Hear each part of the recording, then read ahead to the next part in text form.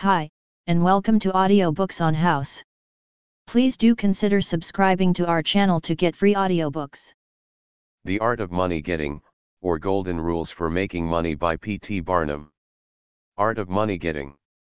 In the United States, where we have more land than people, it is not at all difficult for persons in good health to make money.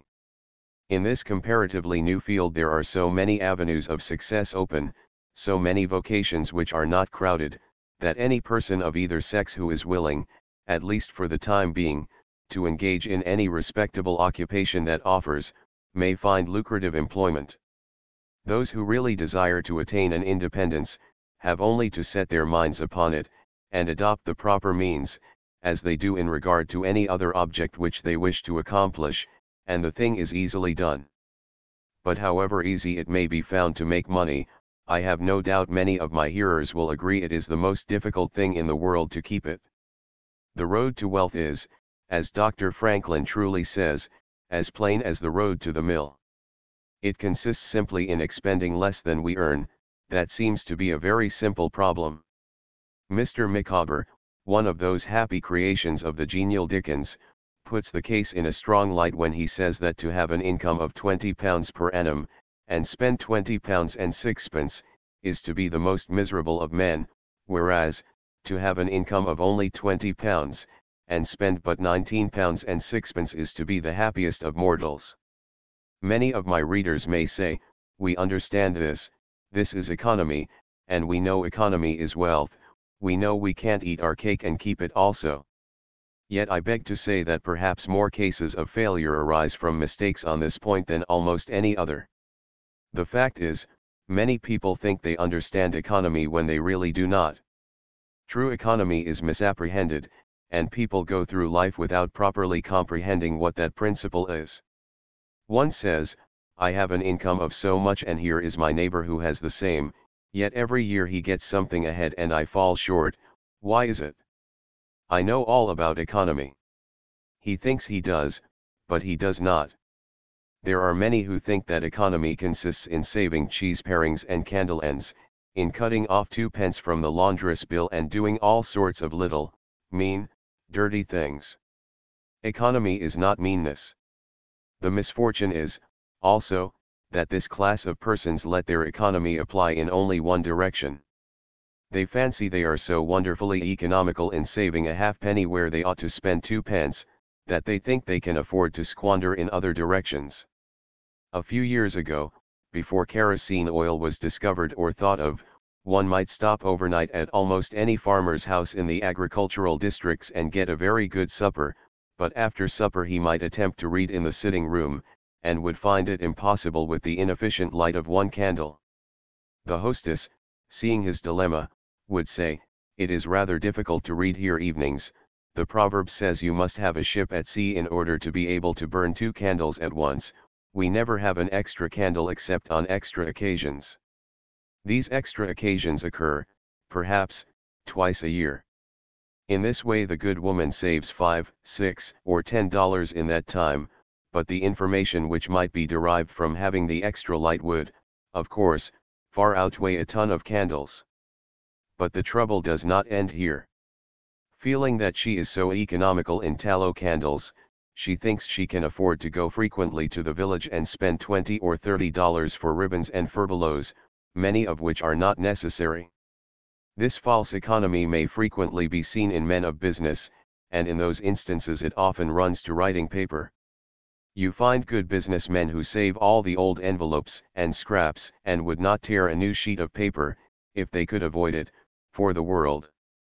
This is all very well, they may in this way save $5 or $10 a year, but being so economical, only in note paper, they think they can afford to waste time, to have expensive parties, and to drive their carriages. This is an illustration of Dr. Franklin's saving at the spigot and wasting at the bunghole, penny wise and pound foolish. Punch in speaking of this one idea class of people says they are like the man who bought a penny herring for his family's dinner and then hired a coach and four to take it home. I never knew a man to succeed by practicing this kind of economy. True economy consists in always making the income exceed the outgo. Wear the old clothes a little longer if necessary, dispense with the new pair of gloves, mend the old dress, live on plainer food if need be, so that, under all circumstances, unless some unforeseen accident occurs, there will be a margin in favor of the income. A penny here, and a dollar there, placed at interest, goes on accumulating, and in this way the desired result is attained. It requires some training, perhaps, to accomplish this economy, but when once used to it, you will find there is more satisfaction in rational saving, than in irrational spending. Here is a recipe which I recommend. I have found it to work an excellent cure for extravagance, and especially for mistaken economy. When you find that you have no surplus at the end of the year, and yet have a good income, I advise you to take a few sheets of paper and form them into a book and mark down every item of expenditure. Post it every day or week in 2 columns, one headed necessaries or even comforts, and the other headed luxuries, and you will find that the latter column will be double, treble, and frequently 10 times greater than the former. The real comforts of life cost but a small portion of what most of us can earn. Dr. Franklin says it is the eyes of others and not our own eyes which ruin us. If all the world were blind except myself, I should not care for fine clothes or furniture. It is the fear of what Mrs. Grundy may say that keeps the noses of many worthy families to the grindstone. In America many persons like to repeat we are all free and equal, but it is a great mistake in more senses than one. That we are born free and equal is a glorious truth in one sense, yet we are not all born equally rich, and we never shall be. One may say, there is a man who has an income of $50,000 per annum, while I have but $1,000, I knew that fellow when he was poor like myself, now he is rich and thinks he is better than I am. I will show him that I am as good as he is. I will go and buy a horse and buggy. No, I cannot do that, but I will go and hire one and ride this afternoon on the same road that he does, and thus prove to him that I am as good as he is.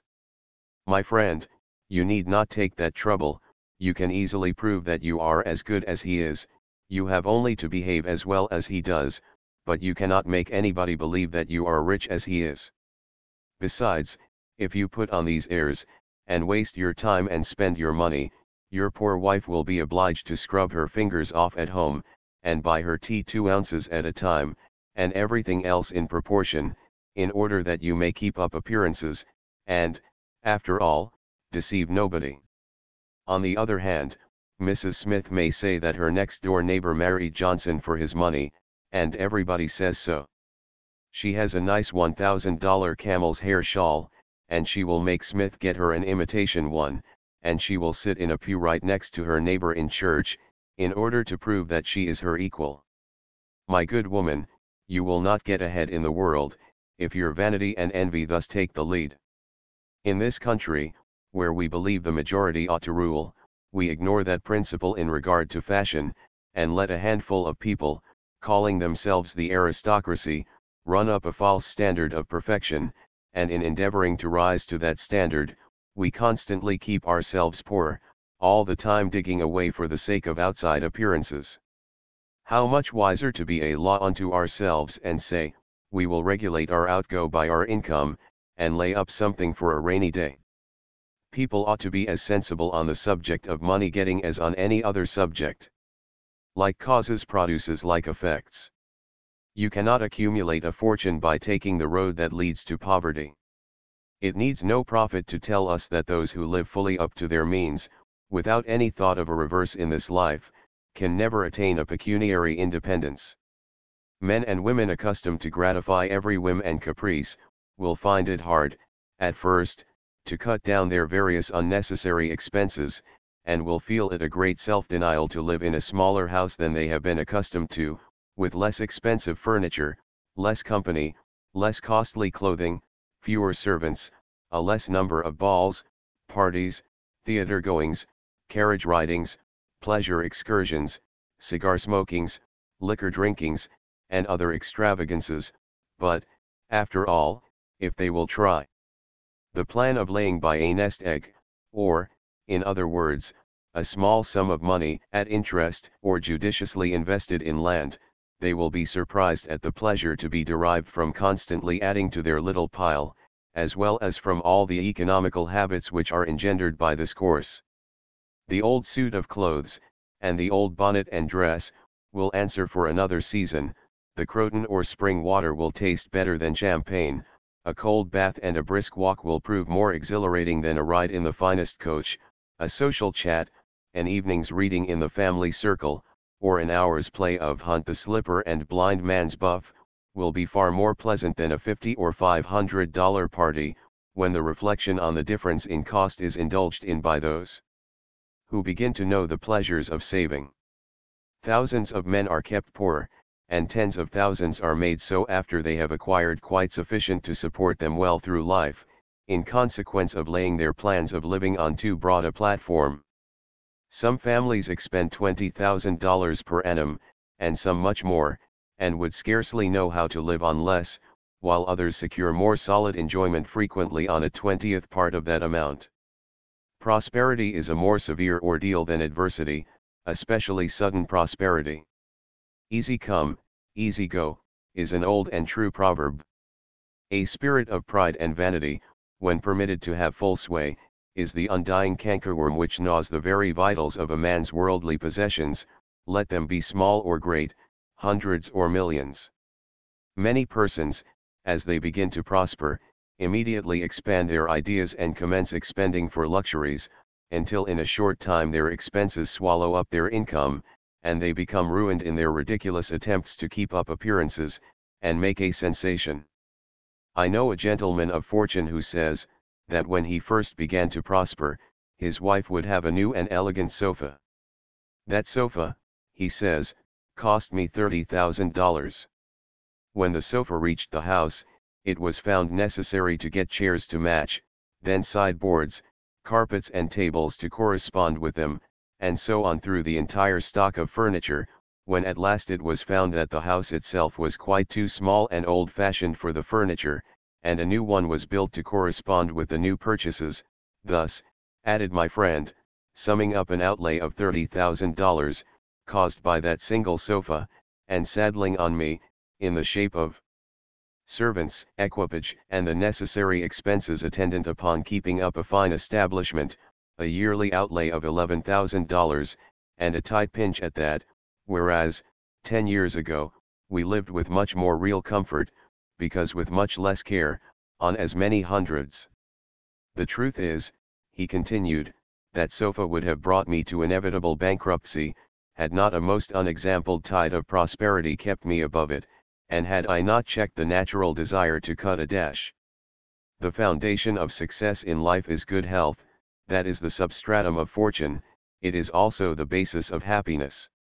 A person cannot accumulate a fortune very well when he is sick.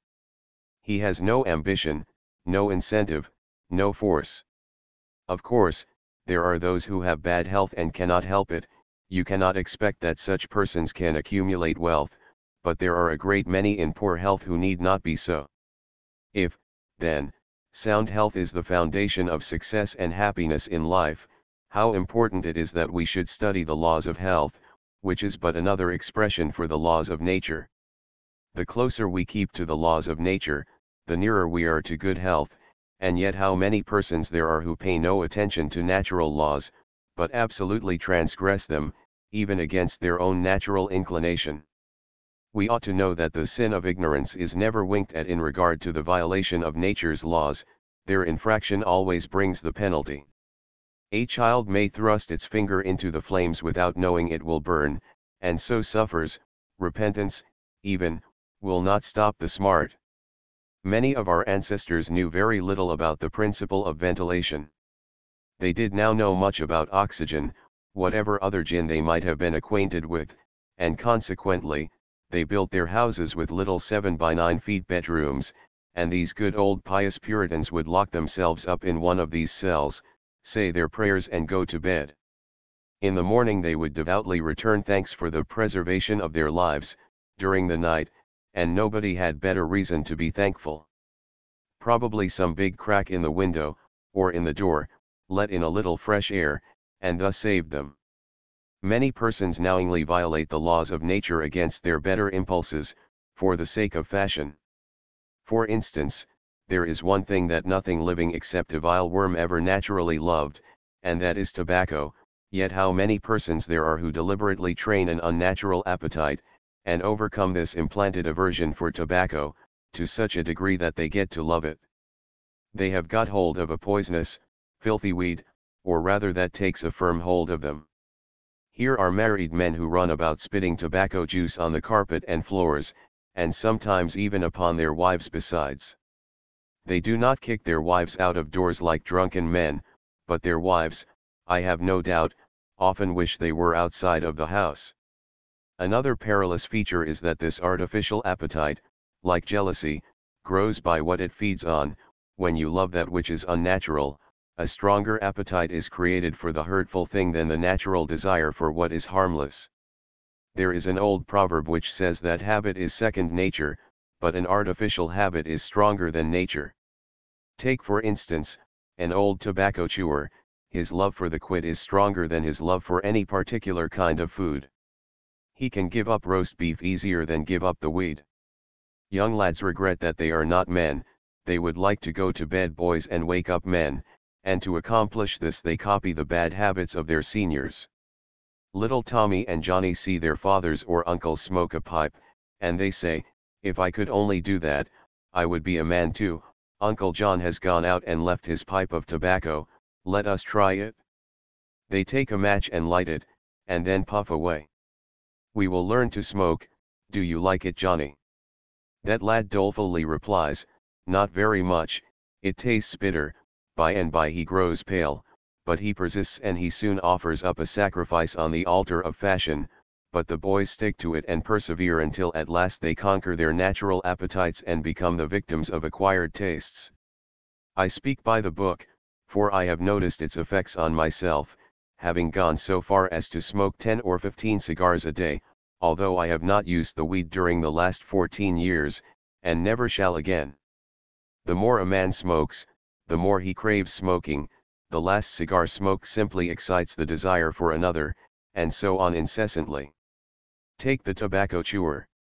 In the morning, when he gets up, he puts a quid in his mouth and keeps it there all day, never taking it out except to exchange it for a fresh one, or when he is going to eat.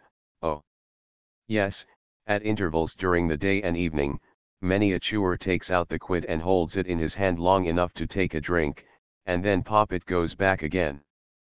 This simply proves that the appetite for rum is even stronger than that for tobacco. When the tobacco chewer goes to your country seat and you show him your grapery and fruit house, and the beauties of your garden, when you offer him some fresh, ripe fruit, and say, "My friend, I have got here the most delicious apples, and pears, and peaches, and apricots, I have imported them from Spain, France, and Italy. Just see those luscious grapes, there is nothing more delicious nor more healthy than ripe fruit, so help yourself, I want to see you delight yourself with these things," he will roll the dear quid under his tongue and answer, "No, I thank you, I have got tobacco in my mouth." His palate has become narcotized by the noxious weed, and he has lost, in a great measure, the delicate and enviable taste for fruits. This shows what expensive, useless, and injurious habits men will get into. I speak from experience. I have smoked until I trembled like an aspen leaf, the blood rushed to my head, and I had a palpitation of the heart which I thought was heart disease, till I was almost killed with fright.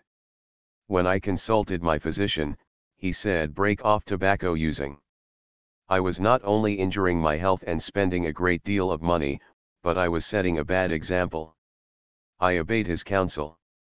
No young man in the world ever looked so beautiful, as he thought he did, behind a 15-cent cigar or a meerschaum. These remarks apply with tenfold force to the use of intoxicating drinks. To make money, requires a clear brain. A man has got to see that 2 and 2 make 4, he must lay all his plans with reflection and forethought, and closely examine all the details and the ins and outs of business. As no man can succeed in business unless he has a brain to enable him to lay his plans, and reason to guide him in their execution, so, no matter how bountifully a man may be blessed with intelligence, if the brain is muddled, and his judgment warped by intoxicating drinks, it is impossible for him to carry on business successfully. How many good opportunities have passed, never to return, while a man was sipping a social glass with his friend? How many foolish bargains have been made under the influence of the nervine, which temporarily makes its victim think he is rich? How many important chances have been put off until tomorrow, and then forever, because the wine cup has thrown the system into a state of lassitude, neutralizing the energies so essential to success in business. Verily, wine is a mocker. The use of intoxicating drinks as a beverage is as much an infatuation as is the smoking of opium by the Chinese, and the former is quite as destructive to the success of the businessman as the latter. It is an unmitigated evil, utterly indefensible in the light of philosophy, religion, or good sense. It is the parent of nearly every other evil in our country. Don't mistake your vocation. The safest plan, and the one most sure of success for the young man starting in life, is to select the vocation which is most congenial to his tastes. Parents and guardians are often quite too negligent in regard to this. It is very common for a father to say, for example, I have 5 boys. I will make Billy a clergyman, John a lawyer, Tom a doctor, and Dick a farmer. He then goes into town and looks about to see what he will do with Sammy. He returns home and says, Sammy, I see watchmaking is a nice, genteel business, I think I will make you a goldsmith. He does this, regardless of Sam's natural inclinations, or genius. We are all, no doubt, born for a wise purpose. There is as much diversity in our brains as in our countenances. Some are born natural mechanics, while some have great aversion to machinery. Let a dozen boys of 10 years get together, and you will soon observe 2 or 3 are whittling out some ingenious device, working with locks or complicated machinery. When they were but 5 years old, their father could find no toy to please them like a puzzle. They are natural mechanics, but the other 8 or 9 boys have different aptitudes. I belong to the latter class. I never had the slightest love for mechanism, on the contrary, I have a sort of abhorrence for complicated machinery. I never had ingenuity enough to whittle a cider tap so it would not leak. I never could make a pen that I could write with, or understand the principle of a steam engine. If a man was to take such a boy as I was, and attempt to make a watchmaker of him, the boy might, after an apprenticeship of 5 or 7 years, be able to take apart and put together a watch, but all through life he would be working uphill and seizing every excuse for leaving his work and idling away his time. Watchmaking is repulsive to him. Unless a man enters upon the vocation intended for him by nature, and best suited to his peculiar genius, he cannot succeed. I am glad to believe that the majority of persons do find their right vocation. Yet we see many who have mistaken their calling, from the blacksmith up, or down, to the clergyman. You will see, for instance, that extraordinary linguist the learned blacksmith, who ought to have been a teacher of languages, and you may have seen lawyers, doctors, and clergymen who were better fitted by nature for the anvil or the lapstone. Select the right location. After securing the right vocation, you must be careful to select the proper location. You may have been cut out for a hotel keeper, and they say it requires a genius to know how to keep a hotel.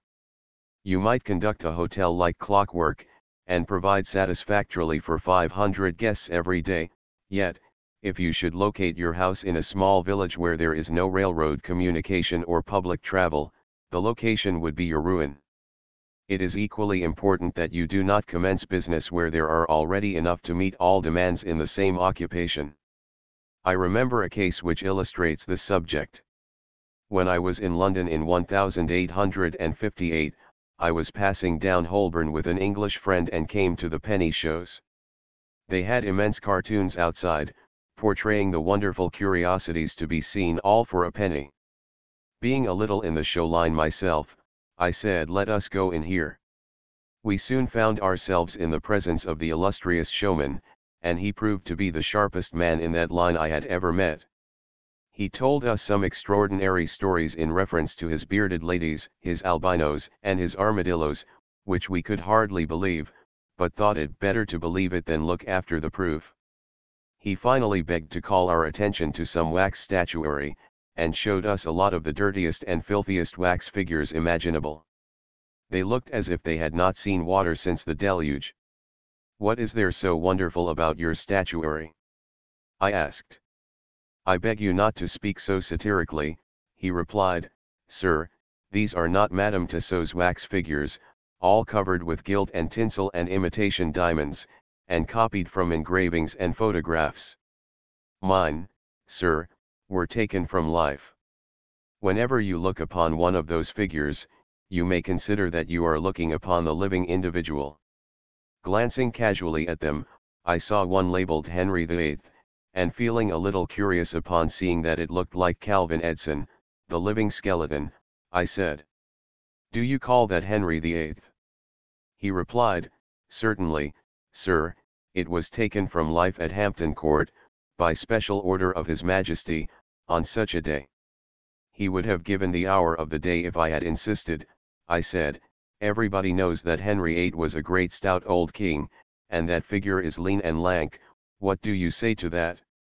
"Why," he replied, "you would be lean and lank yourself, if you sat there as long as he has." There was no resisting such arguments. I said to my English friend, "Let us go out, do not tell him who I am, I show the white feather, he beats me."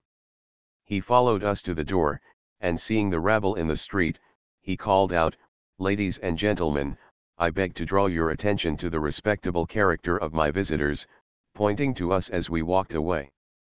I called upon him a couple of days afterwards, told him who I was, and said, "My friend, you are an excellent showman, but you have selected a bad location." He replied, "This is true, sir, I feel that all my talents are thrown away, but what can I do?" "You can go to America," I replied. "You can give full play to your faculties over there, you will find plenty of elbow room in America, I will engage you for 2 years, after that you will be able to go on your own account." He accepted my offer and remained 2 years in my New York museum. He then went to New Orleans and carried on a traveling show business during the summer. Today he is worth $60,000, simply because he selected the right vocation and also secured the proper location. The old proverb says, 3 removes are as bad as a fire, but when a man is in the fire, it matters but little how soon or how often he removes. Avoid debt. Young men starting in life should avoid running into debt. There is scarcely anything that drags a person down like debt. It is a slavish position to get in, yet we find many a young man, hardly out of his teens, running in debt. He meets a chum and says, "Look at this, I have got trusted for a new suit of clothes." He seems to look upon the clothes as so much given to him. Well, it frequently is so, but, if he succeeds in paying and then gets trusted again, he is adopting a habit which will keep him in poverty through life. Debt robs a man of his self-respect, and makes him almost despise himself. Grunting and groaning and working for what he has eaten up or worn out, and now when he is called upon to pay up, he has nothing to show for his money. This is properly termed working for a dead horse. I do not speak of merchants buying and selling on credit, or of those who buy on credit in order to turn the purchase to a profit. The old Quaker said to his farmer son, "John, never get trusted, but if thee gets trusted for anything, let it be for manure, because that will help thee pay it back again." Mr. Beecher advised young men to get in debt if they could to a small amount in the purchase of land, in the country districts. If a young man, he says, will only get in debt for some land and then get married, these 2 things will keep him straight, or nothing will. This may be safe to a limited extent, but getting in debt for what you eat and drink and wear is to be avoided. Some families have a foolish habit of getting credit at the stores, and thus frequently purchase many things which might have been dispensed with. It is all very well to say, "I have got trusted for 60 days, and if I don't have the money the creditor will think nothing about it." There is no class of people in the world, who have such good memories as creditors. When the 60 days run out, you will have to pay. If you do not pay, you will break your promise, and probably resort to a falsehood. You may make some excuse or get in debt elsewhere to pay it, but that only involves you the deeper. A good-looking, lazy young fellow was the apprentice boy, Horatio. His employer said, "Horatio, did you ever see a snail?" "I think I have," he drawled out.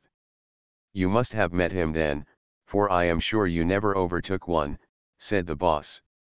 "Your creditor will meet you or overtake you and say, 'Now, my young friend, you agreed to pay me, you have not done it, you must give me your note.' You give the note on interest and it commences working against you. It is a dead horse. The creditor goes to bed at night and wakes up in the morning better off than when he retired to bed, because his interest has increased during the night, but you grow poorer while you are sleeping, for the interest is accumulating against you. Money is in some respects like fire, it is a very excellent servant but a terrible master.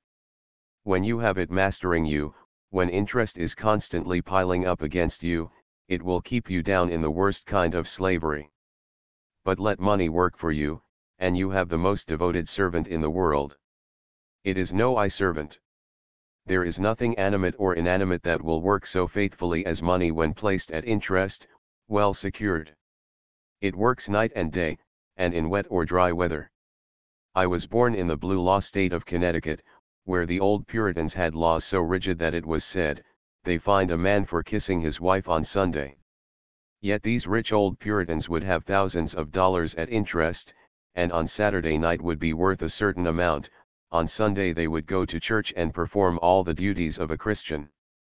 On waking up on Monday morning, they would find themselves considerably richer than the Saturday night previous, simply because their money placed at interest had worked faithfully for them all day Sunday, according to law. Do not let it work against you. If you do, there is no chance for success in life so far as money is concerned. John Randolph, the eccentric Virginian, once exclaimed in Congress, "Mr. Speaker, I have discovered the philosopher's stone, pay as you go." This is, indeed, nearer to the philosopher's stone than any alchemist has ever yet arrived. Persevere. When a man is in the right path, he must persevere. I speak of this because there are some persons who are born tired, naturally lazy and possessing no self-reliance and no perseverance. But they can cultivate these qualities, as Davy Crockett said. "This thing remember, when I am dead." Be sure you are right, then go ahead. It is this go-aheaditiveness, this determination not to let the horrors or the blues take possession of you, so as to make you relax your energies in the struggle for independence, which you must cultivate. How many have almost reached the goal of their ambition, but, losing faith in themselves, have relaxed their energies, and the golden prize has been lost forever. It is, no doubt, often true, as Shakespeare says. There is a tide in the affairs of men, which taken at the flood, leads on to fortune. If you hesitate, some bolder hand will stretch out before you and get the prize. Remember the proverb of Solomon, "He becometh poor that dealeth with a slack hand, but the hand of the diligent maketh rich." Perseverance is sometimes but another word for self-reliance. Many persons naturally look on the dark side of life, and borrow trouble. They are born so. Then they ask for advice, and they will be governed by one wind and blown by another, and cannot rely upon themselves. Until you can get so that you can rely upon yourself, you need not expect to succeed. I have known men, personally, who have met with pecuniary reverses, and absolutely committed suicide, because they thought they could never overcome their misfortune. But I have known others who have met more serious financial difficulties, and have bridged them over by simple perseverance, aided by a firm belief that they were doing justly, and that Providence would overcome evil with good. You will see this illustrated in any sphere of life. Take two generals, both understand military tactics, both educated at West Point, if you please, both equally gifted, yet one, having this principle of perseverance, and the other lacking it, the former will succeed in his profession, while the latter will fail. One may hear the cry, "The enemy are coming," and they have got cannon. Got cannon? Says the hesitating general. Yes. Then halt every man. He wants time to reflect, his hesitation is his ruin, the enemy passes unmolested, or overwhelms him, while on the other hand, the general of pluck, perseverance, and self-reliance, goes into battle with a will, and, amid the clash of arms, the booming of cannon, the shrieks of the wounded, and the moans of the dying, you will see this man persevering, going on, cutting and slashing his way through with unwavering determination, inspiring his soldiers to deeds of fortitude, valor, and triumph. Whatever you do, do it with all your might. Work at it, if necessary, early and late, in season and out of season, not leaving a stone unturned, and never deferring for a single hour that which can be done just as well now. The old proverb is full of truth and meaning, whatever is worth doing at all, is worth doing well. Many a man acquires a fortune by doing his business thoroughly, while his neighbor remains poor for life, because he only half does it. Ambition, energy, industry, perseverance, are indispensable requisites for success in business. Fortune always favors the brave, and never helps a man who does not help himself. It won't do to spend your time like Mr. Micawber, in waiting for something to turn up. To such men one of two things usually turns up: the poorhouse or the jail, for idleness breeds bad habits, and clothes a man in rags. The poor spendthrift vagabond says to a rich man, "I have discovered there is enough money in the world for all of us, if it was equally divided, this must be done, and we shall all be happy together."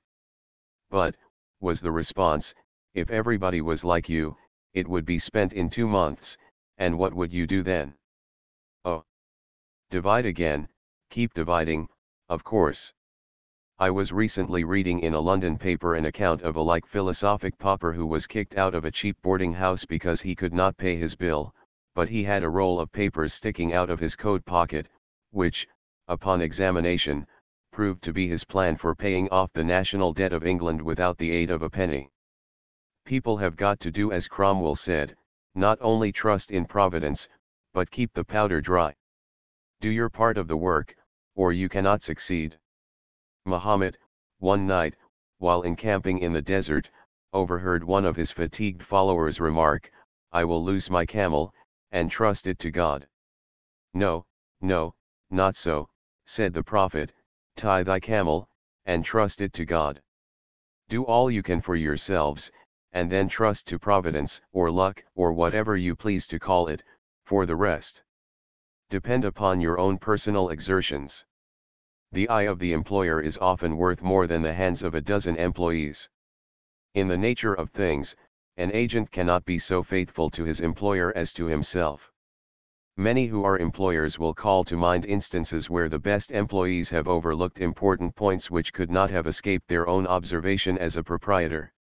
No man has a right to expect to succeed in life unless he understands his business, and nobody can understand his business thoroughly unless he learns it by personal application and experience. A man may be a manufacturer, he has got to learn the many details of his business personally, he will learn something every day, and he will find he will make mistakes nearly every day. And these very mistakes are helps to him in the way of experiences if he but heeds them. He will be like the Yankeeton peddler, who, having been cheated as to quality in the purchase of his merchandise, said, "All right, there's a little information to be gained every day, I will never be cheated in that way again." Thus a man buys his experience, and it is the best kind if not purchased at too dear a rate. I hold that every man should, like Cuvier, the French naturalist, thoroughly know his business.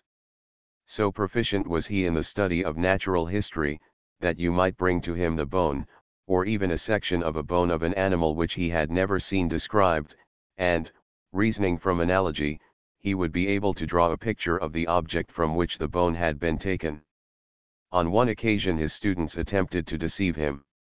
They rolled one of their number in a cowskin and put him under the professor's table as a new specimen. When the philosopher came into the room, some of the students asked him what animal it was.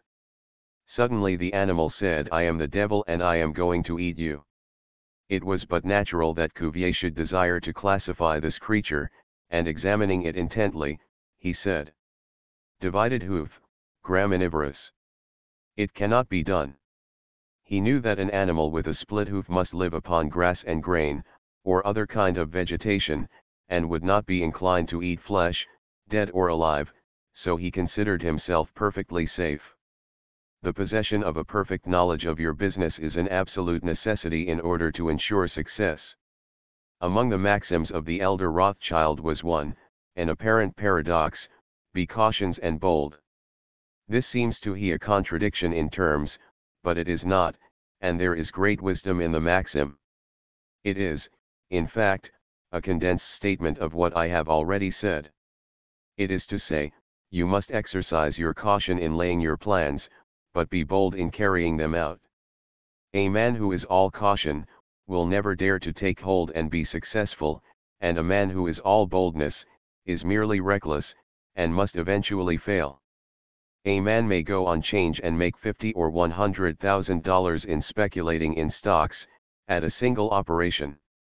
But if he has simple boldness without caution, it is mere chance, and what he gains today he will lose tomorrow. You must have both the caution and the boldness, to ensure success. The Rothschilds have another maxim: never have anything to do with an unlucky man or place. That is to say, never have anything to do with a man or place which never succeeds, because, although a man may appear to be honest and intelligent, yet if he tries this or that thing and always fails, it is on account of some fault or infirmity that you may not be able to discover but nevertheless which must exist. There is no such thing in the world as luck. There never was a man who could go out in the morning and find a purse full of gold in the street today, and another tomorrow, and so on, day after day. He may do so once in his life, but so far as mere luck is concerned, he is as liable to lose it as to find it. Like causes produce like effects. If a man adopts the proper methods to be successful, luck will not prevent him. If he does not succeed, there are reasons for it, although, perhaps, he may not be able to see them. Use the best tools. Men in engaging employees should be careful to get the best. Understand, you cannot have two good tools to work with, and there is no tool you should be so particular about as living tools. If you get a good one, it is better to keep him, than keep changing. He learns something every day, and you are benefited by the experience he acquires.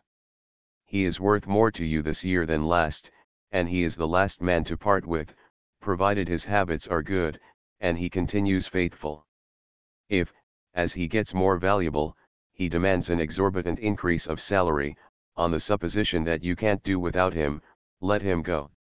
Whenever I have such an employee, I always discharge him, first, to convince him that his place may be supplied, and second, because he is good for nothing if he thinks he is invaluable and cannot be spared. But I would keep him, if possible, in order to profit from the result of his experience. An important element in an employee is the brain. You can see bills up, hands wanted, but hands are not worth a great deal without heads. Mr. Beecher illustrates this, in this wise. An employee offers his services by saying, "I have a pair of hands and one of my fingers thinks." "That is very good," says the employer. Another man comes along, and says he has two fingers that think. "Ah, that is better." But a third calls in and says that all his fingers and thumbs think. "That is better still." Finally another steps in and says, "I have a brain that thinks, I think all over, I am a thinking as well as a working man." "You are the man I want," says the delighted employer. Those men who have brains and experience are therefore the most valuable and not to be readily parted with. It is better for them, as well as yourself, to keep them, at reasonable advances in their salaries from time to time. Don't get above your business. Young men, after they get through their business training, or apprenticeship, instead of pursuing their avocation and rising in their business, will often lie about doing nothing. They say, "I have learned my business, but I am not going to be a hireling. What is the object of learning my trade or profession? unless I establish myself. Have you capital to start with? No, but I am going to have it. How are you going to get it? I will tell you confidentially, I have a wealthy old aunt, and she will die pretty soon, but if she does not, I expect to find some rich old man who will lend me a few thousands to give me a start. If I only get the money to start with, I will do well. There is no greater mistake than when a young man believes he will succeed with borrowed money. Why? Because every man's experience coincides with that of Mr. Astor, who said, it was more difficult for him to accumulate his first $1,000, than all the succeeding millions that made up his colossal fortune. Money is good for nothing unless you know the value of it by experience. Give a boy $20,000 and put him in business, and the chances are that he will lose every dollar of it before he is a year older. Like buying a ticket in the lottery, and drawing a prize, it is easy come, easy go. He does not know the value of it. Nothing is worth anything, unless it costs effort. Without self-denial and economy, patience and perseverance, and commencing with capital which you have not earned, you are not sure to succeed in accumulating. Young men, instead of waiting for dead men's shoes, should be up and doing, for there is no class of persons who are so unaccommodating in regard to dying as these rich old people, and it is fortunate for the expectant heirs that it is so. 9 out of 10 of the rich men of our country today, started out in life as poor boys, with determined wills, industry, perseverance, economy, and good habits. They went on gradually, made their own money and saved it, and this is the best way to acquire a fortune. Stephen Girard started life as a poor cabin boy, and died worth $9 million. A.T. Stewart was a poor Irish boy, and he paid taxes on $1.5 million of income, per year. John Jacob Astor was a poor farmer boy, and died worth 20 millions. Cornelius Vanderbilt began life rowing a boat from Staten Island to New York. He presented our government with a steamship worth $1 million, and died worth 50 millions. There is no royal road to learning, says the proverb, and I may say it is equally true, there is no royal road to wealth. But I think there is a royal road to both. The road to learning is a royal one, the road that enables the student to expand his intellect and add every day to his stock of knowledge, until, in the pleasant process of intellectual growth, he is able to solve the most profound problems, to count the stars, to analyze every atom of the globe, and to measure the firmament. This is a regal highway, and it is the only road worth traveling. So in regard to wealth, go on in confidence, study the rules, and above all things, study human nature, for the proper study of mankind is man, and you will find that while expanding the intellect and the muscles, your enlarged experience will enable you every day to accumulate more and more principle, which will increase itself by interest and otherwise, until you arrive at a state of independence. You will find, as a general thing, that the poor boys get rich and the rich boys get poor. For instance, a rich man at his decease, leaves a large estate to his family. His eldest sons, who have helped him earn his fortune, know by experience the value of money, and they take their inheritance and add to it. The separate portions of the young children are placed at interest, and the little fellows are patted on the head, and told a dozen times a day, "You are rich, you will never have to work, you can always have whatever you wish, for you were born with a golden spoon in your mouth." The young heir soon finds out what that means. He has the finest dresses and playthings, he is crammed with sugar candies and almost killed with kindness, and he passes from school to school, petted and flattered. He becomes arrogant and self-conceited, abuses his teachers, and carries everything with a high hand. He knows nothing of the real value of money, having never earned any, but he knows all about the golden spoon business. At college, he invites his poor fellow students to his room, where he wines and dines them. He is cajoled and caressed, and called a glorious good fellow, because he is so lavish of his money. He gives his game suppers, drives his fast horses, invites his chums to fetes and parties, determined to have lots of good times. He spends the night in frolics and debauchery, and leads off his companions with the familiar song, "We won't go home till morning."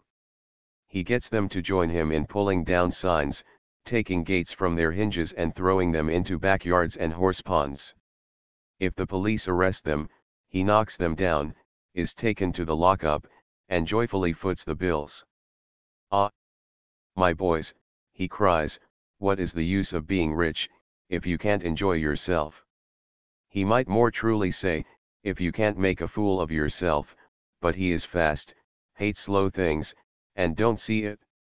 Young men loaded down with other people's money are almost sure to lose all they inherit, and they acquire all sorts of bad habits which, in the majority of cases, ruin them in health, purse, and character. In this country, one generation follows another, and the poor of today are rich in the next generation, or the third. Their experience leads them on, and they become rich, and they leave vast riches to their young children. These children, having been reared in luxury, are inexperienced and get poor, and after long experience another generation comes on and gathers up riches again in turn. And thus history repeats itself, and happy is he who by listening to the experience of others avoids the rocks and shoals on which so many have been wrecked. In England, the business makes the man. If a man in that country is a mechanic or working man, he is not recognized as a gentleman. On the occasion of my first appearance before Queen Victoria, the Duke of Wellington asked me what sphere in life General Tom Thumb's parents were in. "His father is a carpenter," I replied. "Oh, I had heard he was a gentleman," was the response of His Grace. In this republican country, the man makes the business. No matter whether he is a blacksmith, a shoemaker, a farmer, banker, or lawyer, so long as his business is legitimate, he may be a gentleman. So any legitimate business is a double blessing. It helps the man engaged in it, and also helps others. The farmer supports his own family, but he also benefits the merchant or mechanic who needs the products of his farm.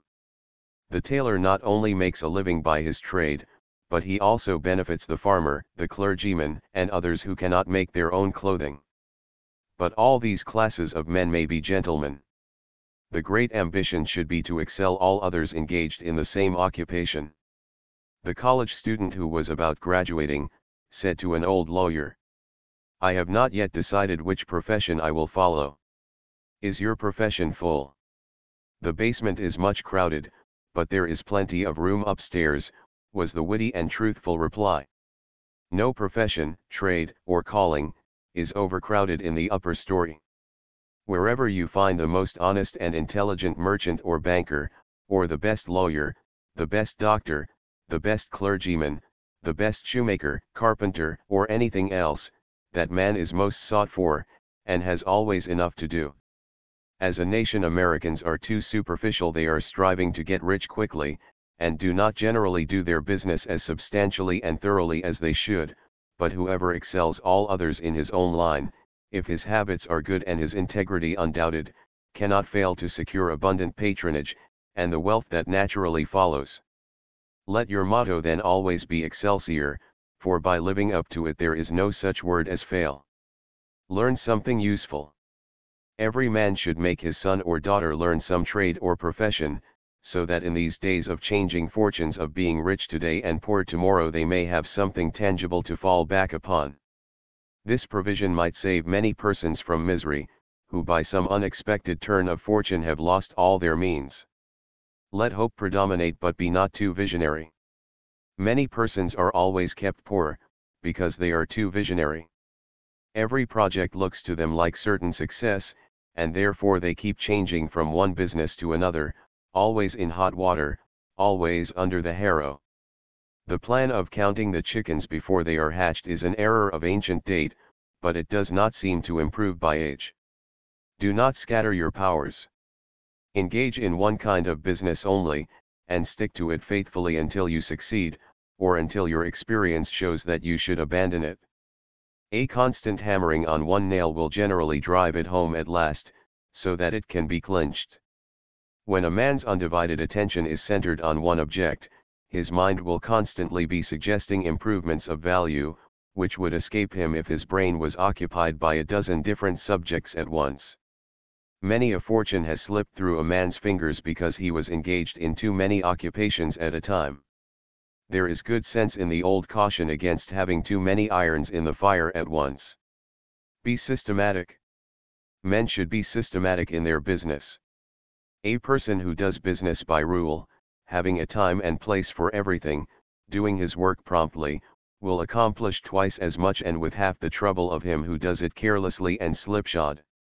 By introducing system into all your transactions, doing one thing at a time, always meeting appointments with punctuality, you find leisure for pastime and recreation, whereas the man who only half does one thing, and then turns to something else, and half does that, will have his business at loose ends, and will never know when his day's work is done, for it never will be done.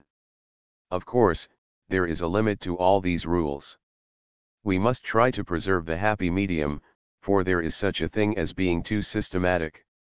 There are men and women, for instance, who put away things so carefully that they can never find them again.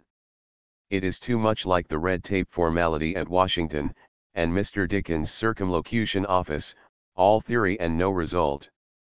When the Astor House was first started in New York City, it was undoubtedly the best hotel in the country.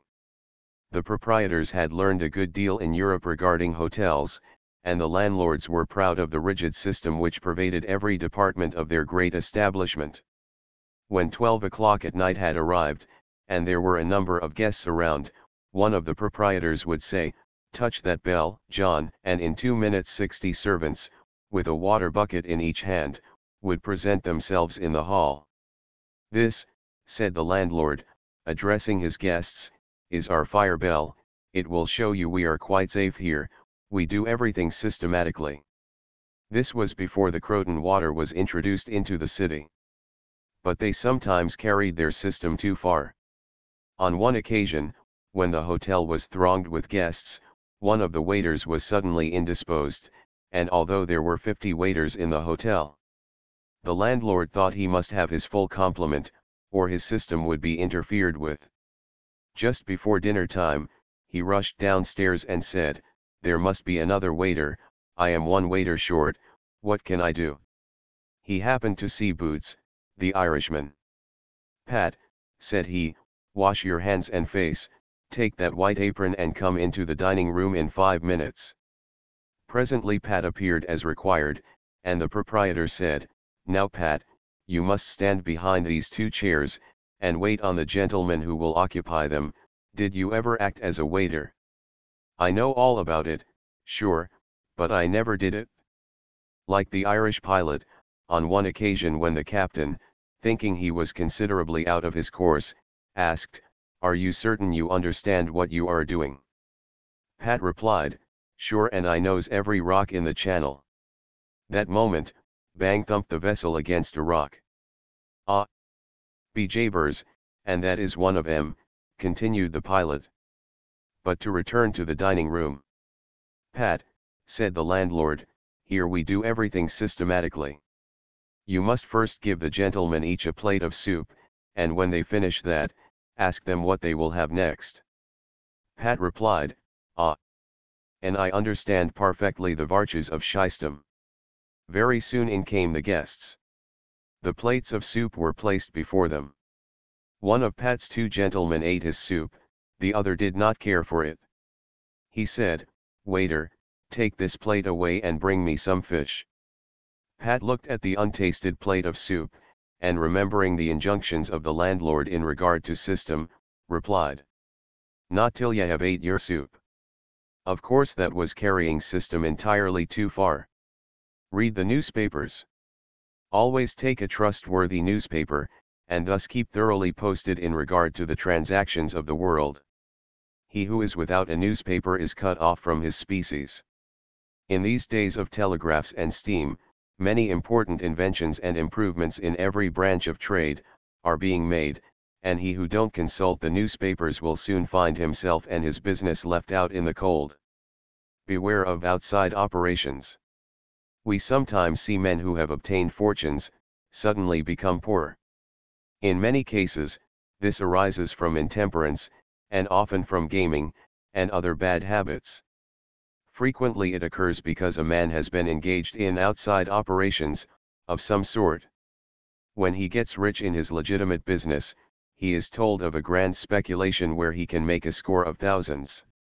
He is constantly flattered by his friends, who tell him that he is born lucky, that everything he touches turns into gold. Now if he forgets that his economical habits, his rectitude of conduct and a personal attention to a business which he understood, caused his success in life, he will listen to the siren voices. He says, "I will put in $20,000. I have been lucky, and my good luck will soon bring me back $60,000. A few days elapse and it is discovered he must put in $10,000 more. Soon after he is told it is all right, but certain matters not foreseen, require an advance of $20,000 more, which will bring him a rich harvest, but before the time comes around to realize, the bubble bursts, he loses all he is possessed of, and then he learns what he ought to have known at the first, that however successful a man may be in his own business, if he turns from that and engages in a business which he don't understand, he is like Samson when shorn of his locks his strength has departed, and he becomes like other men. If a man has plenty of money, he ought to invest something in everything that appears to promise success, and that will probably benefit mankind, but let the sums thus invested be moderate in amount, and never let a man foolishly jeopardize a fortune that he has earned in a legitimate way, by investing it in things in which he has had no experience. Don't endorse without security. I hold that no man ought ever to endorse a note or become security for any man, be it his father or brother, to a greater extent than he can afford to lose and care nothing about, without taking good security. Here is a man that is worth $20,000, he is doing a thriving manufacturing or mercantile trade, you are retired and living on your money, he comes to you and says, "You are aware that I am worth $20,000, and don't owe a dollar. If I had $5,000 in cash, I could purchase a particular lot of goods and double my money in a couple of months. Will you endorse my note for that amount?" You reflect that he is worth $20,000, and you incur no risk by endorsing his note, you like to accommodate him, and you lend your name without taking the precaution of getting security. Shortly after, he shows you the note with your endorsement cancelled, and tells you, probably truly, that he made the profit that he expected by the operation. You reflect that you have done a good action, and the thought makes you feel happy. By and by, the same thing occurs again and you do it again. You have already fixed the impression in your mind that it is perfectly safe to endorse his notes without security. But the trouble is, this man is getting money too easily. He has only to take your note to the bank, get it discounted and take the cash. He gets money for the time being without effort, without inconvenience to himself. Now mark the result. He sees a chance for speculation outside of his business. A temporary investment of only $10,000 is required. It is sure to come back before a note at the bank would be due. He places a note for that amount before you. You sign it almost mechanically. Being firmly convinced that your friend is responsible and trustworthy, you endorse his notes as a matter of course. Unfortunately, the speculation does not come to a head quite so soon as was expected, and another $10,000 note must be discounted to take up the last one when due. Before this note matures, the speculation has proved an utter failure and all the money is lost. Does the loser tell his friend, the endorser, that he has lost half of his fortune? Not at all. He don't even mention that he has speculated at all. But he has got excited, the spirit of speculation has seized him, he sees others making large sums in this way. We seldom hear of the losers, and, like other speculators, he looks for his money where he loses it. He tries again. Endorsing notes has become chronic with you, and at every loss he gets your signature for whatever amount he wants.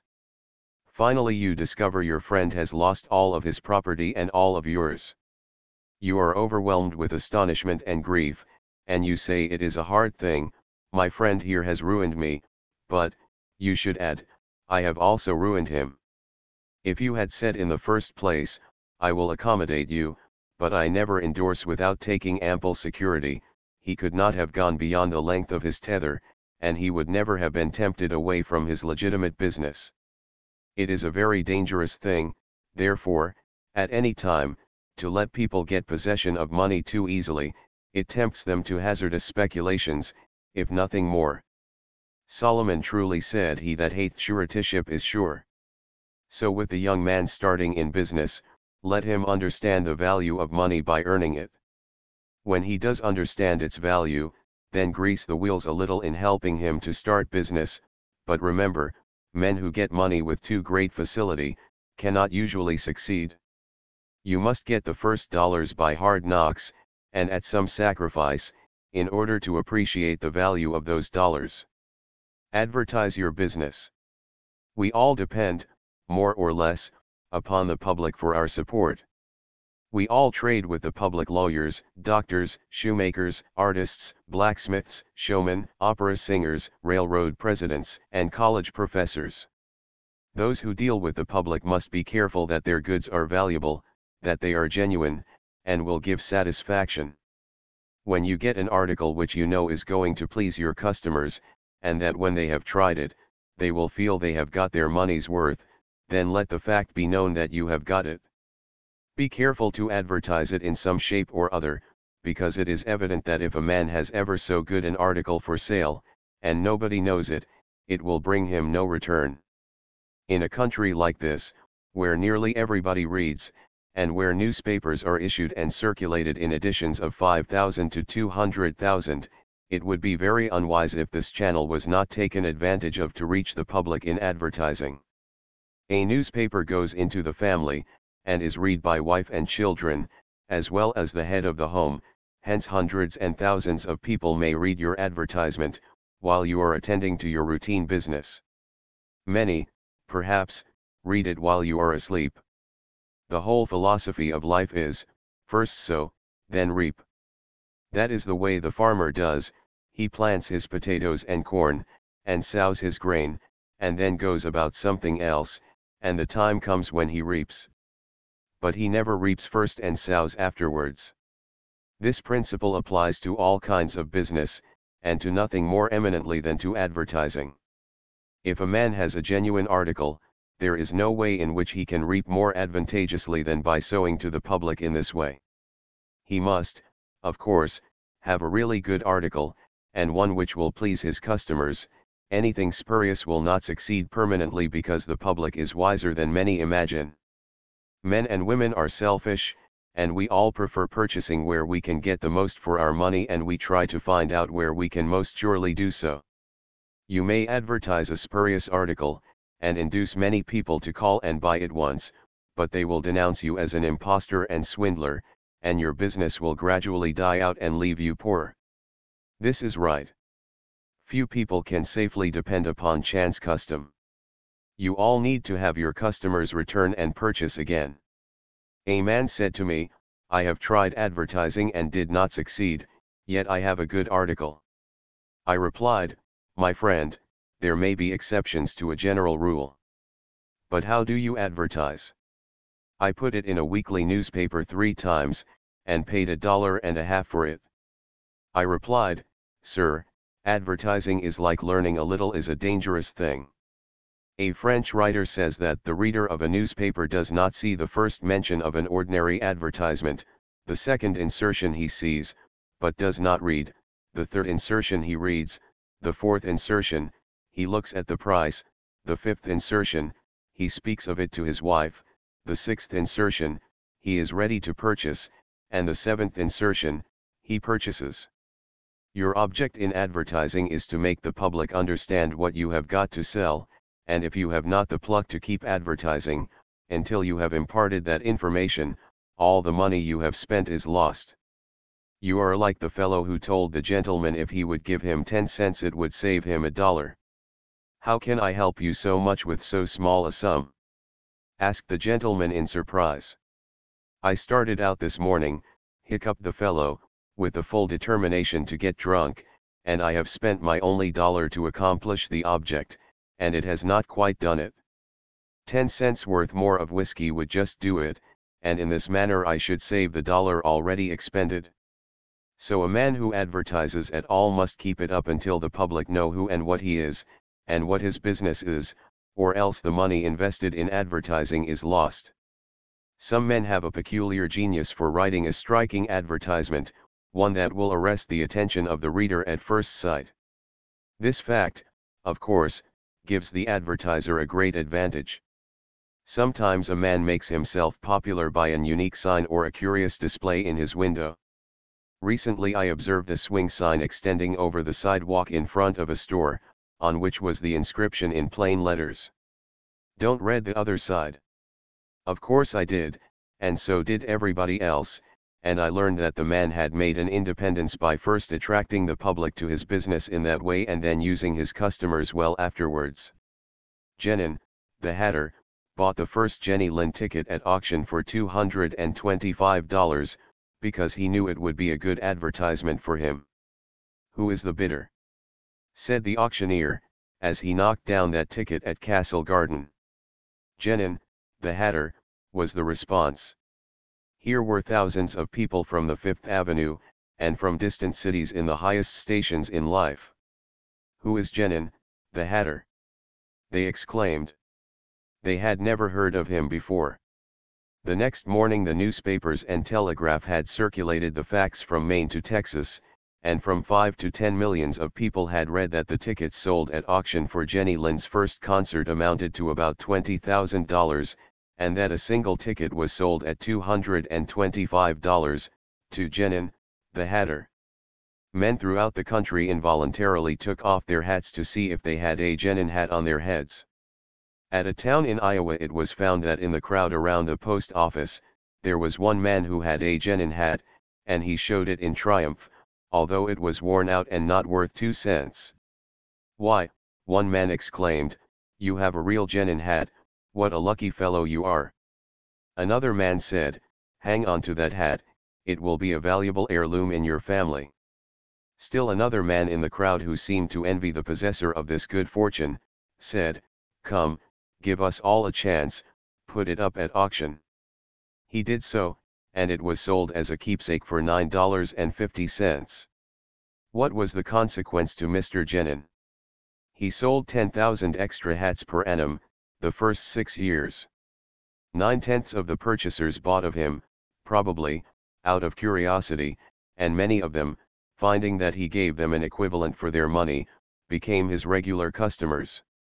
This novel advertisement first struck their attention, and then, as he made a good article, they came again. Now I don't say that everybody should advertise as Mr. Genin did. But I say if a man has got goods for sale, and he don't advertise them in some way, the chances are that someday the sheriff will do it for him. Nor do I say that everybody must advertise in a newspaper, or indeed use printer's ink at all. On the contrary, although that article is indispensable in the majority of cases, yet doctors and clergymen, and sometimes lawyers and some others, can more effectually reach the public in some other manner. But it is obvious, they must be known in some way, else how could they be supported? Be polite and kind to your customers. Politeness and civility are the best capital ever invested in business. Large stores, gilt signs, flaming advertisements, will all prove unavailing if you or your employees treat your patrons abruptly. The truth is, the more kind and liberal a man is, the more generous will be the patronage bestowed upon him. Like begets like. The man who gives the greatest amount of goods of a corresponding quality for the least sum, still reserving for himself a profit, will generally succeed best in the long run. This brings us to the golden rule, as ye would that men should do to you, do ye also to them, and they will do better by you than if you always treated them as if you wanted to get the most you could out of them for the least return. Men who drive sharp bargains with their customers, acting as if they never expected to see them again, will not be mistaken. They will never see them again as customers. People don't like to pay and get kicked also. One of the ushers in my museum once told me he intended to whip a man who was in the lecture room as soon as he came out. "What for?" I inquired. Because he said I was no gentleman, replied the usher. Never mind, I replied, he pays for that, and you will not convince him you are a gentleman by whipping him. I cannot afford to lose a customer. If you whip him, he will never visit the museum again, and he will induce friends to go with him to other places of amusement instead of this, and thus you see, I should be a serious loser. But he insulted me, muttered the usher.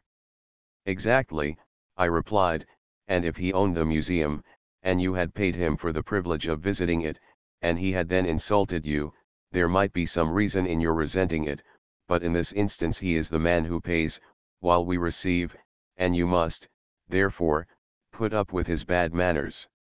My usher laughingly remarked, that this was undoubtedly the true policy, but he added that he should not object to an increase of salary if he was expected to be abused in order to promote my interest. Be charitable. Of course men should be charitable, because it is a duty and a pleasure. But even as a matter of policy, if you possess no higher incentive, you will find that the liberal man will command patronage, while the sordid, uncharitable miser will be avoided. Solomon says, there is that scattereth and yet increaseth, and there is that withholdeth more than meet, but it tendeth to poverty. Of course the only true charity is that which is from the heart. The best kind of charity is to help those who are willing to help themselves. Promiscuous almsgiving, without inquiring into the worthiness of the applicant, is bad in every sense. But to search out and quietly assist those who are struggling for themselves, is the kind that scattereth and yet increaseth. But don't fall into the idea that some persons practice, of giving a prayer instead of a potato, and a benediction instead of bread, to the hungry. It is easier to make Christians with full stomachs than empty. Don't blab. Some men have a foolish habit of telling their business secrets. If they make money they like to tell their neighbors how it was done. Nothing is gained by this, and oft-times much is lost. Say nothing about your profits, your hopes, your expectations, your intentions. And this should apply to letters as well as to conversation. Goethe makes Mephistopheles say, never write a letter nor destroy one. Businessmen must write letters, but they should be careful what they put in them. If you are losing money, be specially cautious and not tell of it, or you will lose your reputation. Preserve your integrity. It is more precious than diamonds or rubies. The old miser said to his sons, get money, get it honestly, if you can, but get money. This advice was not only atrociously wicked, but it was the very essence of stupidity. It was as much as to say, if you find it difficult to obtain money honestly, you can easily get it dishonestly. Get it in that way. Poor fool. Not to know that the most difficult thing in life is to make money dishonestly.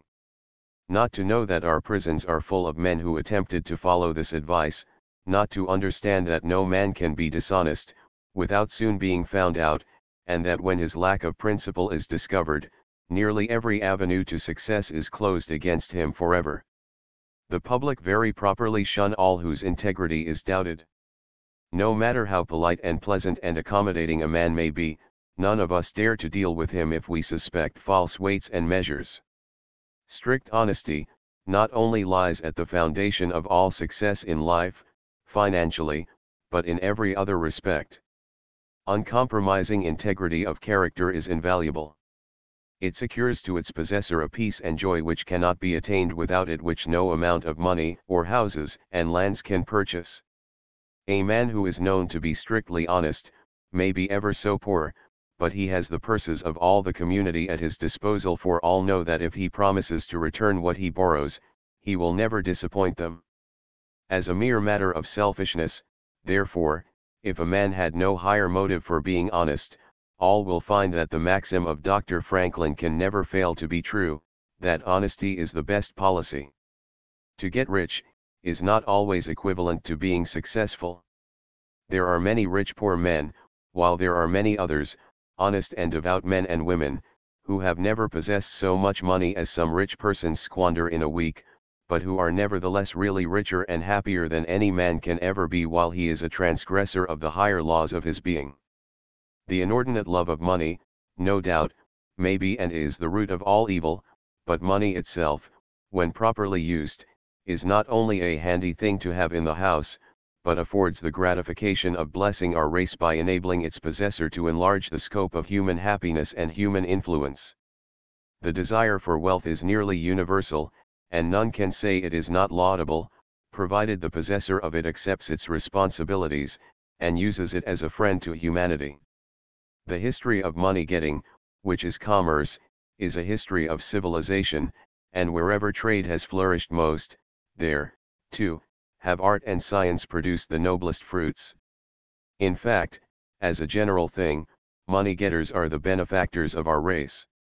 To them, in a great measure, are we indebted for our institutions of learning and of art, our academies, colleges, and churches. It is no argument against the desire for, or the possession of, wealth, to say that there are sometimes misers who hoard money only for the sake of hoarding and who have no higher aspiration than to grasp everything which comes within their reach. As we have sometimes hypocrites in religion, and demagogues in politics, so there are occasionally misers among money-getters. These, however, are only exceptions to the general rule. But when, in this country, we find such a nuisance and stumbling block as a miser, we remember with gratitude that in America we have no laws of primogeniture, and that in the due course of nature the time will come when the hoarded dust will be scattered for the benefit of mankind. To all men and women, therefore, do I conscientiously say, make money honestly, and not otherwise, for Shakespeare has truly said, he that wants money, means, and content, is without 3 good friends. The end. Thank you for spending some time with us. Please do subscribe to Audiobooks on House and we'll meet in next audiobook.